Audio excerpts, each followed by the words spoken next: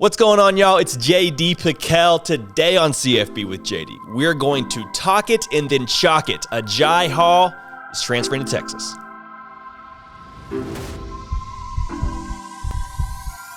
Welcome into CFB with JD, the people's channel for everything you know, everything you love about college football. It happens here, happens nearly every single day. Armstrong Sims, Jack McKenzie, doing the heavy lifting, and you can help drive the show at my Twitter page, JD Piquel. So as we just mentioned in the intro, we're going to talk about it, and we're going to chalk about it. Agiye Hall has decided to take his talents to Austin to join Steve Sarkisian and the Texas Longhorns.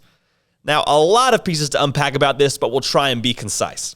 The pros, right off the bat, are you now have another, in theory, dynamic playmaker in Agiye Hall, opposite of Xavier Worthy. Oh, by the way, you have Jaleel Billingsley playing that tight end / H-back kind of position.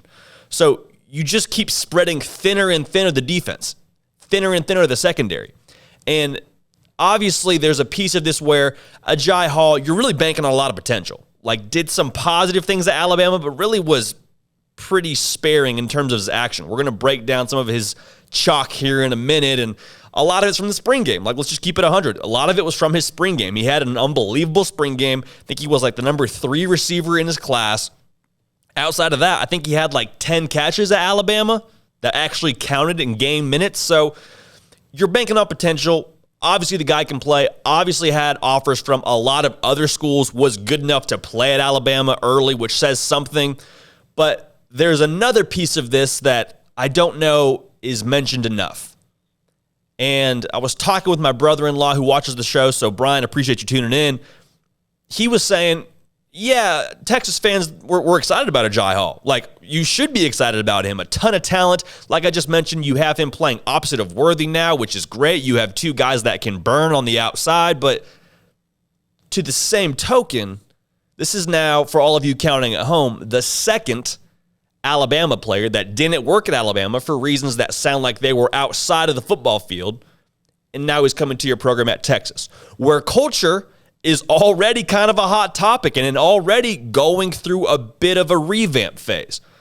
So ultimately, the word I would use for this move for Texas having Agiye Hall is a calculated risk. And that's exactly where Texas is right now. If you look across their roster, they're taking some calculated risks. But if you play safe games, you get safe prizes. That's how I would sum up this whole situation. Yes, there's a little bit of a risk.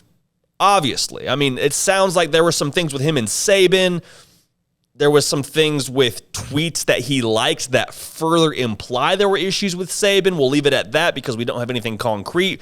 Don't know if we'll ever have anything concrete on that topic. But for all of that to be said, the guy can still play. The guy still helps your football team if he's able to be on the field in the right state of mind with the right amount of buy-in. And I have reasonable belief that's going to be the case. At the end of the day, he helps Texas, and Texas helps him. That's the way this thing is going to go. So with all that to be said, let's get to the chalk.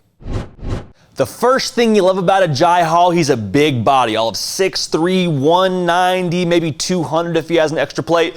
What you love about him right here, he able to win one-on-one. So this is a spring game. We're not talking about anything crazy. He's not making big-time catches in the SEC championship game. Spring game. But still, you got to do it in practice before you can do it in a game. Watch right here. One-on-one coverage. Put it up for your guy. Now look. Oh, my gosh. Absolute poetry. One-on-one, safety coming up over the top. Meaning, if you try and run under this, he's got a chance to come get the football. You need to attack the ball in the air right now. Goes up and gets it. My man's draped all over him. Comes down with the football. Big time play by Agiye Hall. To the same token, for how big he is at 6'3", 190, he's got great body control. A lot of guys with his size tend to kind of be outside their frame, kind of awkward, take a while to grow into their body. Not Agiye Hall. Right here, one-on-one coverage, as you do in a spring game. You can have a comeback route, so we're going to sell a fade, come back down sharp at the bottom of the screen. So we win right there. Perfect. You can kind of see right here below the bumper right there that he's winning one-on-one. Get out of it. Boom. Now right here, tightrope in the sideline. If it's me, I might like him to push a little more towards the numbers. That's fine, though. You got a great DB playing on top of you. Gets back down to the sideline. And you can see right here in this picture, he is essentially getting 1 foot in and then leaning out of bounds to catch it outside of his framework. That's a tough catch, y'all. That's a big-time catch from, at this point, he's a true freshman, been on campus all of a few months, makes the grab, first down, good guys. Now, we're going back to the high school tape right here to just show you what he has physically. He's more of a 4.4 kind of guy, so he's not 4.2, 4.3, Chris Johnson kind of fast, but he can still blaze. He's still going to be a liability to take the top off the defense. Again, this is high school, but I just want to do this to show you what he's got under the hood. So nice little route right here, gets behind the zone, catch it. Now this is where we get to work. Watch the separation right here.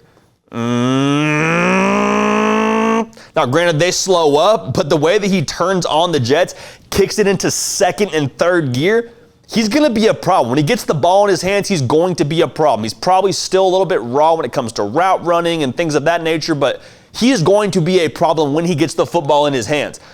Was forced to play a bit in the national championship game because John Mechie goes down, Jameson Williams goes down, so they say, Agiye, you're in the ball game. And Nick Saban got onto him in a subtweet kind of fashion in the postgame. We'll get to that, but still made some plays right here, the longest catch of his freshman season.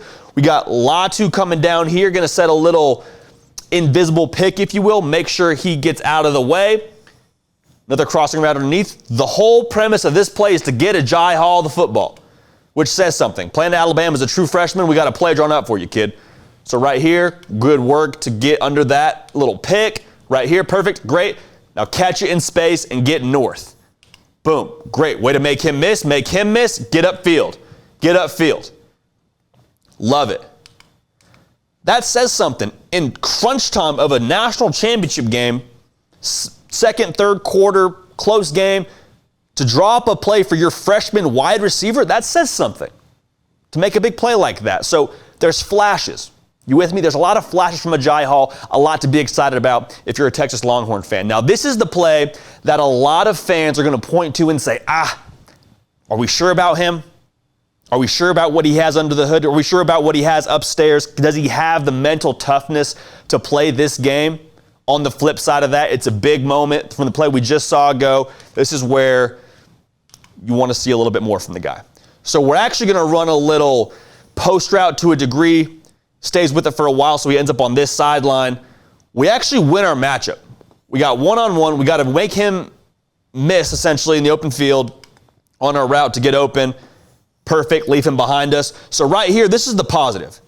To get open against one of the best secondaries, one of the best defenses of all time, that's the plus. So right there on your play sheet, good job, Agiye. The negative is you got 3rd and 11, only up by 3 points, late in the game, and you got a chance to make a big-time play for your football team. This is the time where you have to step up and make Nick Saban right. Through the hands. Breaks your heart. Your heart breaks for a guy like Agiye Hall. Really shouldn't even be playing in this game. I mean, he appeared at different times throughout the season, but this was largely the most meaningful playing time that he got all season. In a lot of ways, some of the most playing time he got all season. And oh, by the way, it's in the national championship game. So your heart breaks for him there, but Agiye Hall, I'm not necessarily hanging my hat on this play. Like, this play doesn't define Agiye Hall. We've seen it already. He's got a great skill set. And if your hands aren't up to par, I'm not saying that's the case with Agiye, but if your hands aren't up to par, great. We got the jug machine. If you're raw, you can run a lot of routes. There's ways to work on some of your weaknesses for Agiye Hall. You can't teach big and you can't teach speed. Agiye Hall has both of those things in spades. So if he wants to commit to the process, if he wants to buy into what Steve Sarkisian and Coach Marion are going to teach him, he's got a chance to be really, really good. We're going to be able to watch what happens. That's it for us here on CFB with JD. Appreciate you tuning in. Subscribe to the channel. Follow me on Twitter at JD Piquel. We are going to keep the party rolling. And we will see y'all next time.